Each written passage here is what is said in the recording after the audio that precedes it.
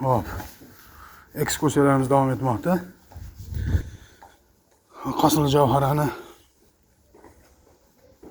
tashqari tomon shekillik. Hech hojat yo'q. Hop, ziyoratimiz bu yerda oxirlab boryapti. Salohiddin Ayyubiyning islomda o'rni qay darajada emas, balki dunyo tarixida o'rni qay darajada. Ana o'sha salbchilarni Salohiddin Ayyubiy Quddus yerlaridan bundoq aytganda haydab chiqarganida bir ro'parasidan bir qariya nasroniy to'g'ri keladida, u nasroniy Salohiddin Ayyubiyga savol beradi. Sen deydi, salbchilarning avlodlari, ya'ni biz nasroniylarni, xristianlarni o'ldirmaysanmi? Men nimaga o'ldiraman? Chunki bizni ota-bobolarimiz, o'sha bizni salbchi yuruvchilarimiz, salbchilarimiz siz musulmonlarni qarilarini, ayollarini, yoshlarini hammasini bir chekkadan qirgan, o'ldirgan, rahm qilmagan. Yahudiylarda ham endi siz musulmonlar kirib keldinglar, bizni hammamizni qatl qilsanglar kerak degan. Shunda Salohiddin Ayyubiy rahimahulloh, yo'q, meni dinim unaqaga buyurmaydi. Meni dinim, meni payg'ambarim rahm shafqat qilishlikka buyuriladi, yaxshilik qilishlikka buyuriladi. Hattoki payg'ambarimiz Nabiy sallallohu alayhi vasallam Abu Bakr Siddiq radhiyallohu anhudan rivoyat qilinadi.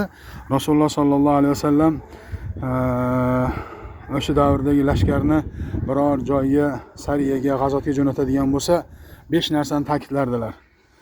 Xo'p, borgan joylarda yosh bolalarni, ayollarni, hop, qariyalarni o'ldirmangiz. Chorva mollariga tegmang, bog'larini buzmang deb buyurar edi. Undan boshqa qanaqa yana rahm shafqat bo'lishligi mumkin? Men unaqa qilmayman degan gapni eshitgan nasroniy chol umrini oxirida Robbimga iymon keltirdim. Qanday qilib bunaqa Robbga, bunaqa dinga iymon keltirmaslik mumkin deb musulmon bo'lgan edi.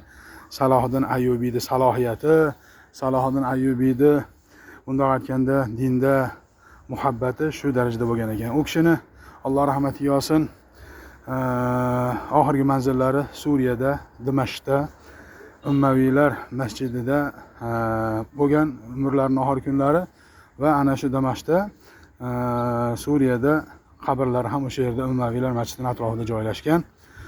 Alloh nasib qilsa, ajab emas, Suriyalar ham tinchib qoldi.